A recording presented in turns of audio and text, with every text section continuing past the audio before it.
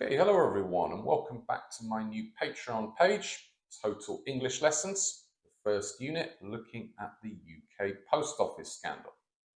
In yesterday's lesson, and if you haven't watched that, I do recommend doing so you understand all the vocabulary. Link is up there in the corner. I asked you three questions, three things to think about. Firstly, how long do you think the scandal has been going on? Well, the IT system, the one with a lot of software bugs, was first implemented in 1999. So 25 years and counting, a very, very long time. Next, I asked how many people you think were caught up in the scandal. How many victims? About 3,500 people. So not just one or two, a lot of people. Finally, how much money were these people accused of stealing, said that they owed, or asked to repay? This was from about 10,000 to 100,000 pounds, but the maximum, the most I could find, was 400,000 pounds. Someone was asked to repay over $500,000 that they didn't actually owe. Anyway, in today's lesson, we're going to go into a bit more detail. I've given you some events, things which happened in the story, either in the description of the YouTube video, if you're watching there, or in a PDF on the Patreon page. They're all jumbled up in the wrong order, and I want you to put them in the correct order. I'll give you a couple of tips, hints, pieces of advice. Firstly, this went on a very, very long time before anyone, the public, journalists, the government, really noticed. Secondly, in your experience, do you think the government were slow or quick to react?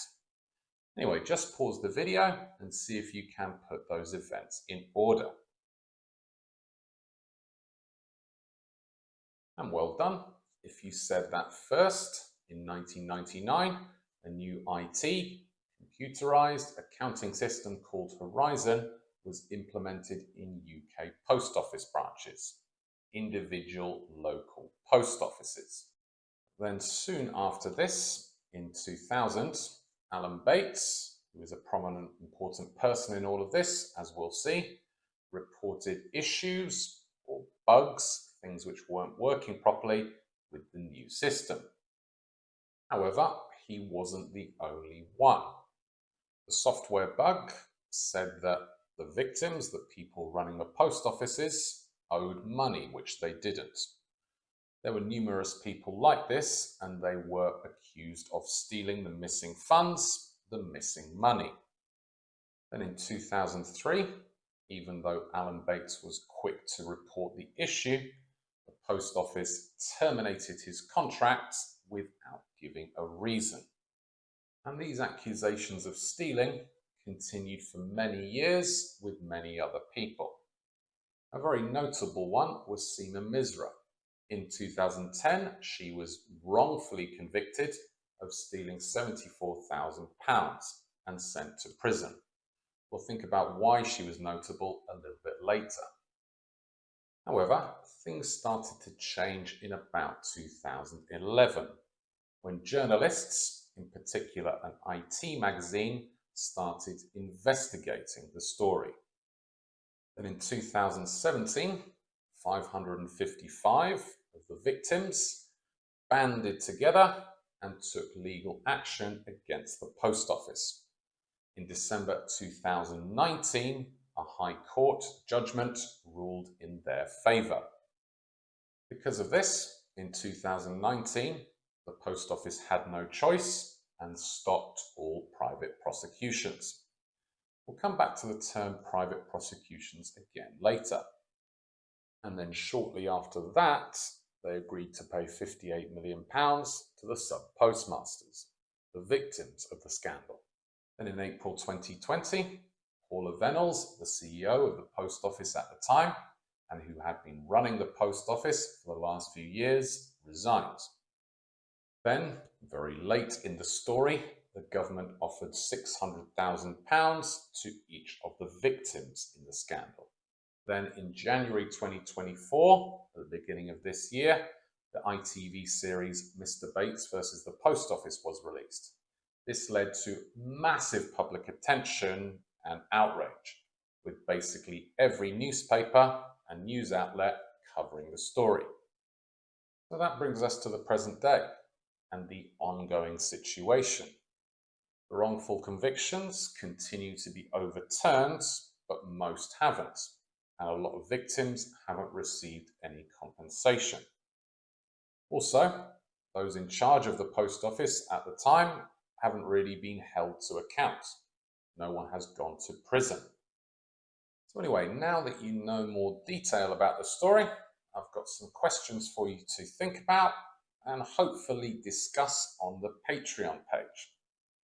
Firstly, I said that Alan Bates is probably the most prominent, most important person in the scandal, at least on the side of the victims. Why do you think that is?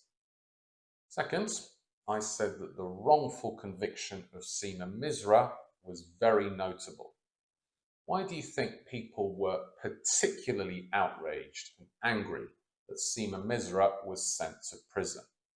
Think, who would be the worst person you could wrongfully send to prison?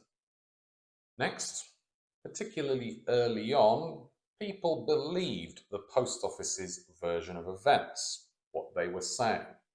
Why do you think that was? Then a big turning point in the story was when the Horizon software started being investigated by journalists. Again, why do you think they started investigating it? And then why do you think it has taken so long, sometimes over 20 years, to overturn, reverse these wrongful convictions?